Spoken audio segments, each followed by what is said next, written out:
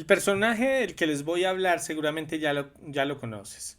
Ella ha cautivado la imaginación popular durante siglos, apareciendo en múltiples obras de ficción, ha estado en dramas de Shakespeare, películas. Recuerdo que hace muchos años vi una película protagonizada por Ingrid Bergman. Hay una novela también de Mark Twain. Pero, ¿de quién les estoy hablando? Juana de Arco. Pero, ¿quién fue esta legendaria doncella de Orleans que pasó de campesina a heroína de guerra, de hereje a santa, y que es uno de los personajes más conocidos de la Europa medieval? Juana de Arco nació en 1412 en Domremy, Francia, durante la Guerra de los Cien Años entre Inglaterra y Francia, y que dejó al reino francés en una situación debilitada y en peligro. Ella era hija de campesinos religiosos, era analfabeta, pero conocía las oraciones católicas y estuvo familiarizada con su fe desde niña. A los 13 años, Juana de Arco empezó a experimentar voces divinas y visiones, en particular de Santa Margarita, Santa Catalina y el Arcángel Miguel, quien por orden divina le pidió que defendiera a Francia y que restaurara el poder de la monarquía francesa.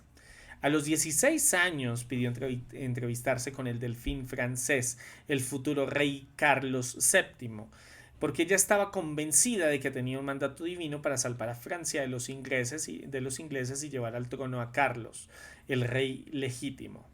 Después de profetizar con exactitud los resultados de varias batallas francesas, a Juana se le concedió una audiencia con Carlos en la corte de Chinon.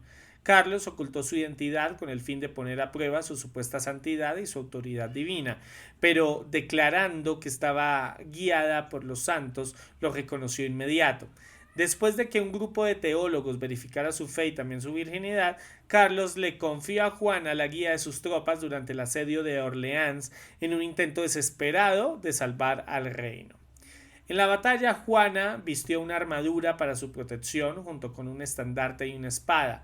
Bajo su liderazgo, los franceses retomaron la ciudad y fue una victoria decisiva que le ganó a Juana el sobrenombre de la doncella de Orleans. Esta victoria hizo posible la coronación de su valedor Carlos VII en 1429 y renovó su intención de recapturar París y hacerse con el control de Francia.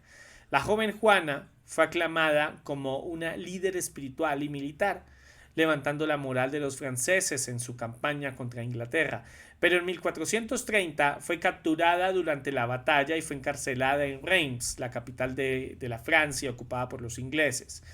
Las autoridades controladas por los ingleses sospecharon de Juana, no solo de su supuesto acceso a Dios, sino por haber roto las convenciones de género, presentándose vestida como un hombre y liderando las tropas. Además, sus visiones divinas, que eran una inspiración para el nacionalismo francés, se le presentaban como peligrosa a la corte pro-inglesa, ya que pues parecía que los franceses contaban con la ayuda de Dios, añadiendo una dimensión religiosa al conflicto político existente. En fin, las visiones de Juana fueron consideradas brujería y fue juzgada por herejía en un proceso eclesiástico semisecreto y de una legalidad de hecho cuestionable, en el que las injerencias externas fueron la norma, por así decirlo. Finalmente, Juana de Arco es condenada, a pesar de su insistencia de que todo lo que había hecho, de todo lo que estaba hablando, había sido revelación divina, todo había sido ordenado por Dios. Y murió en la hoguera a los 19 años, el 10 de mayo de 1431. Las cenizas de Juana fueron tiradas al Sena para evitar que pudieran ser recogidas y veneradas por sus seguidores. A partir del episodio de Juana de Arco, las victorias de Carlos VII fueron casi ininterrumpidas. En 1435 logró apartar al duque de Borgoña, hijo del que había sido asesinado del partido inglés, firmando con él la famosa Paz de Arras. 2 años más tarde, ya sus tropas ocuparon París. Cuando en 1449 los reyes de Inglaterra y Francia acordaron una tregua, los ingleses habían sido expulsados de toda Francia, excepto Calais y algunas porciones de Guyena y Normandía. Carlos VII entonces utilizó los 5 años de tregua para consolidar su poder y organizar su administración y su ejército. Esto hizo con tan buen resultado que cuando se reanudaron las hostilidades, los ingleses fueron expulsados del territorio francés en solo 4 años. Al final de ese periodo no les quedaba en Francia más que la plaza de Calais, que siguió siendo posesión suya hasta 1558. Por lo tanto, a partir de 1453, la Guerra de los 100 años se limitó a pequeñas, ¿cómo decirlo?, protestas, escaramuzas, peleas, refriegas, hasta que por fin se firmó la paz de Pidguini en 1475. 25 años tras la ejecución de Juana, al entrar victorioso en Rouen, Carlos VII ordenó una investigación papal iniciada en parte por las súplicas de la madre de Juana y se anula la condena y la declara una verdadera mártir de la Iglesia. En el año 1920, el Papa Benito XV la declaró santa, pero desde siglos antes se había vuelto de hecho una heroína nacional en Francia, aún lo es. Esta larga guerra tuvo importantes consecuencias para la vida de la Iglesia.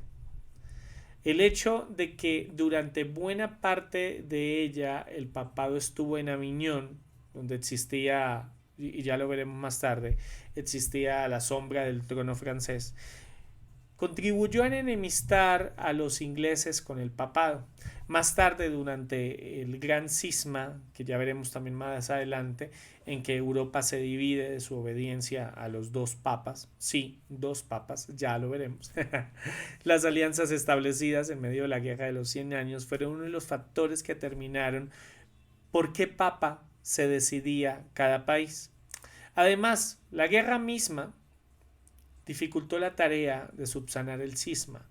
Por último, tanto Francia como en Inglaterra, Escocia y también otros países beligerantes, la guerra fortaleció el creciente sentimiento nacionalista y por tanto contribuyó a debilitar toda pretensión que el papado pudiera abrigar a una autoridad universal.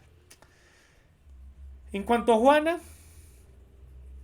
de Arco llegaría a ser un símbolo de la Liga Católica del siglo XVI en su lucha contra los protestantes, un símbolo de nacionalismo francés y una de las santas patronas del país.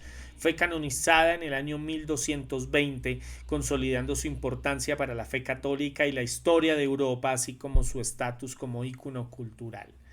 En muchos sentidos, la historia de Juana de Arco revela los peligros de las mujeres que proclamaban para sí una autoridad política o religiosa en este periodo, pero su historia muestra cómo la religión afectaba a todos los niveles del medioevo, desde los campesinos más humildes hasta los miembros de la corte.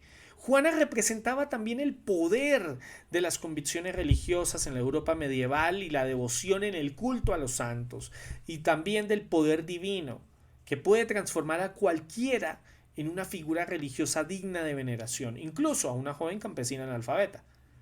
Juana de Arco encarna la pasión y la devoción medieval y es una imagen poderosa para la iglesia medieval, un legado aún hoy en día vivo en su imagen.